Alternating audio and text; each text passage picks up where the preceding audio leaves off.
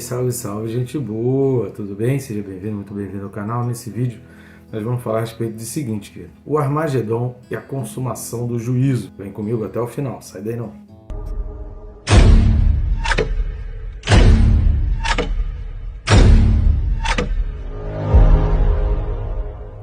Mas antes, não deixe de se inscrever no canal, né, querido? Desenho rápido, fácil, prático. Não vai tomar muito seu tempo, só clicar no botão de se inscrever, aproveita e clica no sininho.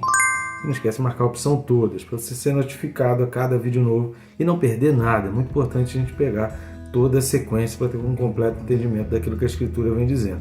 Temos o objetivo de deixar a palavra de Deus aqui para abençoar a tua vida. Então, se está sendo bênção, curta, comente, compartilha, querido. Curtindo e comentando, você faz com que o YouTube mostre esse vídeo para outras pessoas de maneira orgânica, e compartilhando, você faz esse vídeo chegar a pessoas que nem eu nem o YouTube conseguiríamos alcançar. Então, peça essa gentileza aí, copia, cola aí nas suas redes sociais, manda aí nos grupos do WhatsApp e recomenda o canal, os estudos aí, para ser bênção na vida das pessoas. A gente tem feito esse trabalho, esse esforço para deixar esse material. É tão complicado preparar esse material aqui, ainda mais a respeito das Escrituras, sempre muito difícil. Preocupação em ser fidedigno e a gente evitar qualquer tipo de problemas e fugir realmente daquilo que Deus quer, uma responsabilidade muito grande, mas a gente tem se esforçado para deixar esse material aí para abençoar a vida de maneira não remunerada. A gente não tem feito isso aqui de uma maneira remunerada, nem com a ajuda de nenhuma instituição. Então eu conto contigo nessa ajuda mútua para que a gente chegue cada vez mais longe. Então vamos junto?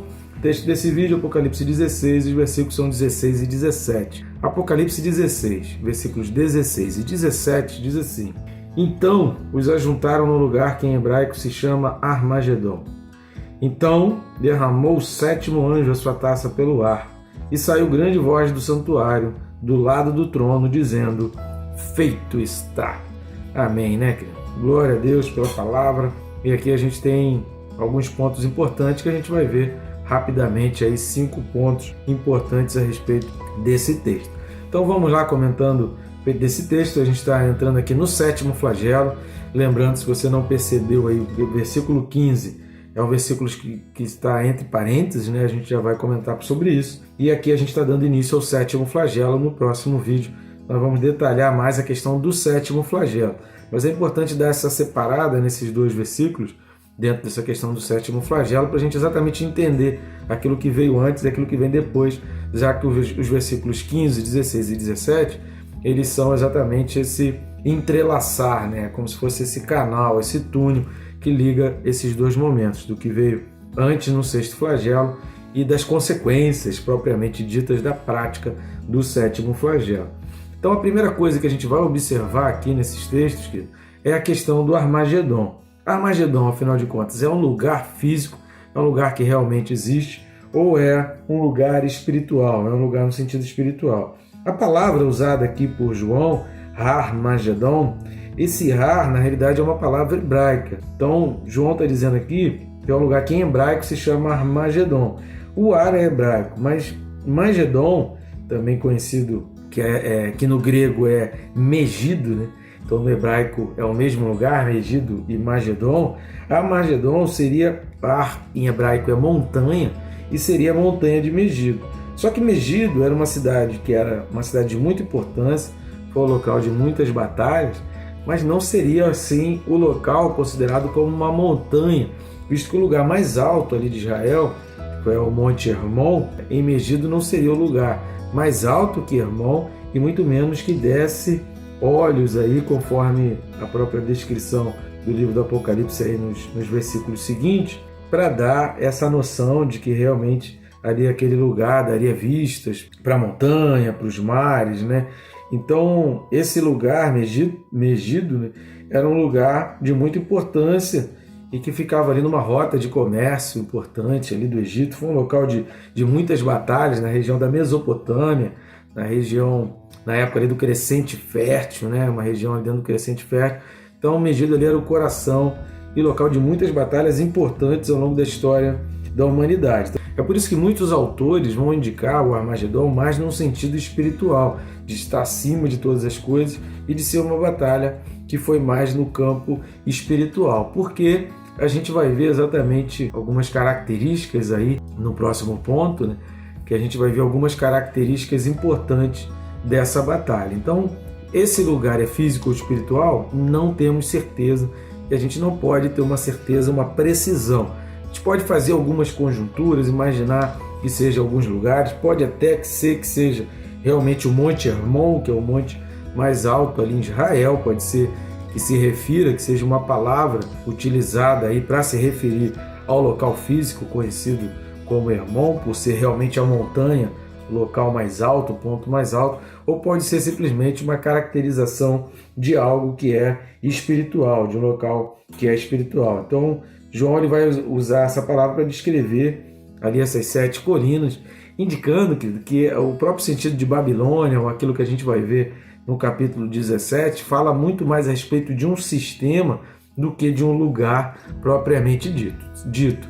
Então, em concordância com o que vai ser dito à frente, há muita probabilidade que Armagedon não seja um local físico, não seja ali realmente uma montanha física, mas seja um plano espiritual, uma visão espiritual de uma batalha que vai ter consequências no natural. A segunda coisa que a gente vai observar é que essa batalha, a batalha do Armagedon, ela é o fim do império, ela é o fim da cólera de Deus, ela é o derramar da cólera de Deus sobre a humanidade, ela é o fim do império da besta sobre a humanidade. A partir dali, a humanidade passa a viver exatamente no sofrimento e sem aquela arrogância, sem aquela altivez que tinha antes. Mas Armagedon não é ainda o fim da besta. O fim realmente da besta só vai começar lá em Apocalipse capítulo 19, a partir do versículo 19, quando a besta vai realmente querer afrontar ali o cordeiro, querer lutar contra o cordeiro, vai ser presa, vai ser solto por 1000 anos. Então a gente tem toda aquela conjuntura que vai envolver o capítulo 19 a partir do 19, o capítulo 20, que vai falar da prisão durante 1000 anos, e aí o versículo 7 do capítulo 20, onde Satanás é solto, e aí no versículo 11 é exatamente decretada a sentença sobre a besta. Então, a batalha final sobre a besta, a vitória final sobre a besta, começa em 19:19. Então, não é aqui. No Armagedon é o fim da cólera, é o fim da ira de Deus, é o fim do juízo de Deus sendo decretado, mas não é ainda o fim da besta. A besta mesmo não vai acabar todo o seu plano e a sua vida decretada, seu poder, seu domínio decretado ainda aqui. Mas apenas esse império que ela construiu vai ser ruído, vai ser totalmente destruída. O que isso pode significar ainda é uma grande incógnita. Pode significar realmente que todo aquele aperto e toda aquela prisão sobre o povo de Israel, sobre os judeus, tenha realmente chegado ao fim e realmente a gente ter nesse momento aqui a conversão de judeus e o entendimento de que Jesus é realmente o Messias que eles esperaram. Então, há muita probabilidade de que isso seja o reflexo. E o restante da humanidade vai sofrer as dores que a gente vai ver no próximo vídeo. A terceira coisa importante para a gente ver nesses textos, a utilização duplamente da palavra então. O versículo 15, se você reparou, ele está entre parênteses. Logo, esse então do versículo 16, ele está ligado ao versículo 14, ao final do versículo 14. E quando vem falando assim então 2 vezes, está dando aquele sentido de cumulatividade, né? É acumulativo. Então é naquele sentido de realmente. Então, realmente vem isso. Em função disso, realmente vai acontecer. Então esse então, ele dá esse sentido. Ó, em função disso, realmente vai acontecer isto. Em função disso, realmente vai acontecer isto. E esse versículo 16 está ligado ao versículo 14, visto que o versículo 15 ele está entre parênteses e ele está fora aí desse contexto, né? Só um parênteses que Deus abriu e depois ele retoma a narrativa no versículo 16. E como termina o versículo 14? E se dirigem aos reis do mundo inteiro com o fim de ajuntá-los para a peleja do grande dia do Deus Todo-Poderoso.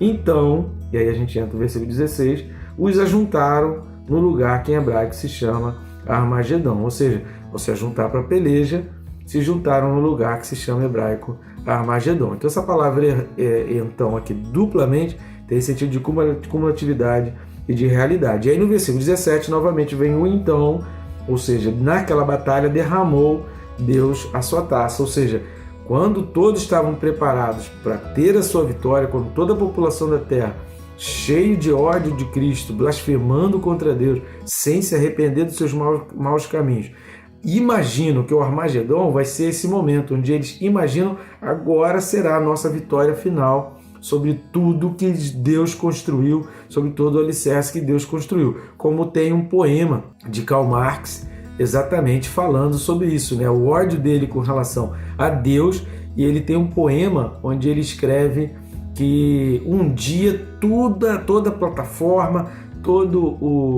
a construção de Deus vai ser destruída, e ele anseia por esse momento de ver totalmente destruído todos os alicerces de Deus. Ele tem um poema que ele deixou que fala exatamente disso. Então esse é o momento onde a população da Terra vai estar exatamente cheio dessa altivez e achando que agora é realmente o fim de todo o alicerce. Mas eles não esperavam que aquele momento fosse o momento do derramar da 7ª taça e que fosse o 7º flagelo. Visto que as pessoas daquele tempo não estarão ligados na Escritura, não vão querer saber de Bíblia.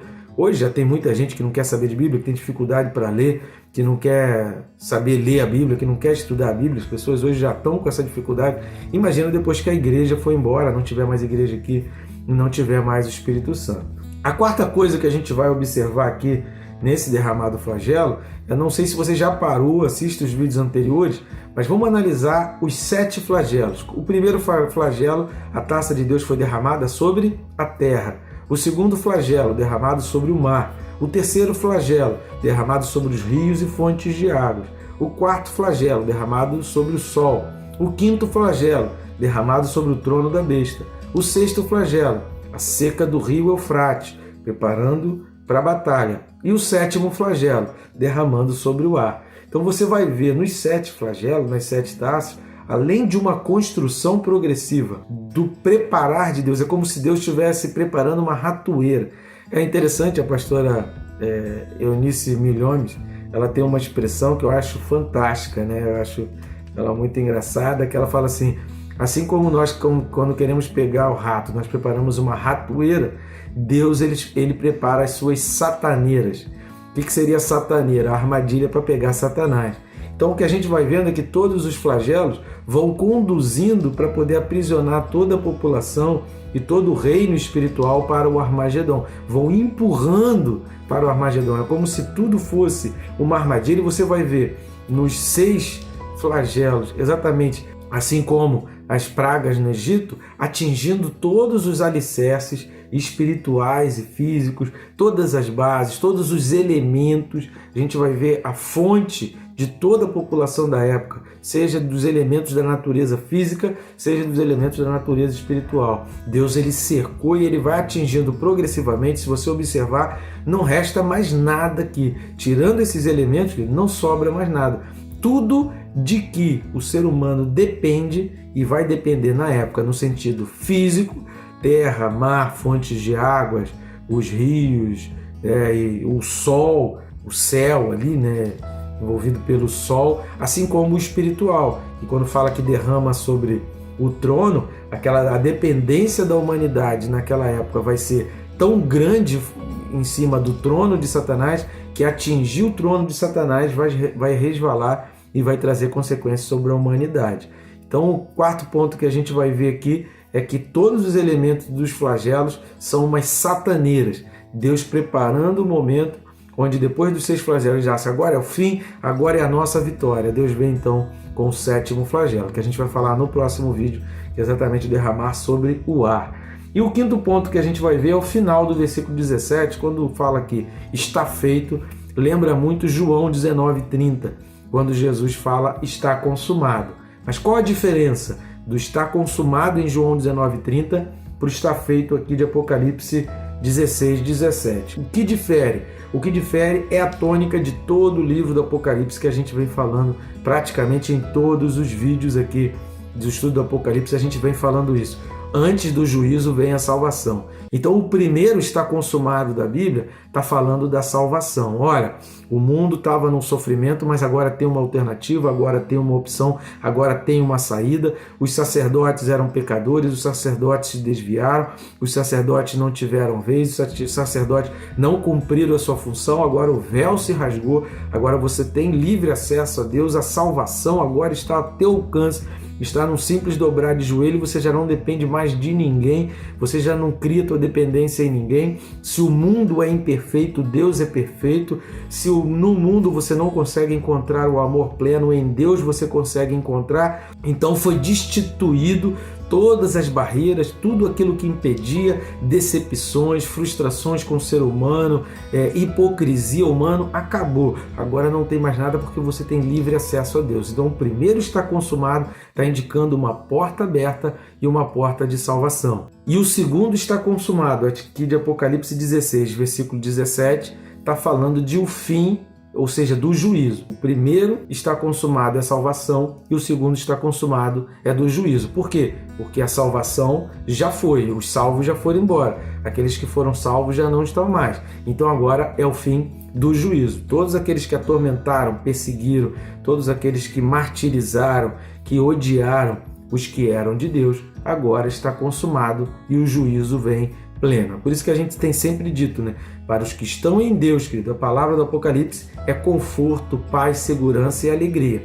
Para aqueles que não estão em Deus, realmente, a palavra do Apocalipse é palavra para desespero, é palavra para ficar apavorado. Então, qual é a solução? Estar em Deus. Vigiar, como a gente falou no vídeo passado, né? É vigiar e guardar as suas vestes. Esse é o segredo de Deus. Esse está feito é a consumação do juízo, porque o primeiro está feito, o primeiro está consumado, foi a abertura da salvação. Quem não entrou pela salvação, lembra que esses dois estão consumados, eles são excludentes entre si, né? Ou você entra pelo estar consumado da salvação, ou ao rejeitar o estar consumado da salvação, acaba sendo sujeito ao estar consumado do juízo. Então é um motivo para a gente refletir, para a gente abrir o coração, e quem tem coração ensinável, que peça perdão a Deus e que volte para o Senhor pensando: eu preciso construir a minha vida alicerçado no reino de Deus. Amém, querido? Que Deus te abençoe, rica e abundantemente.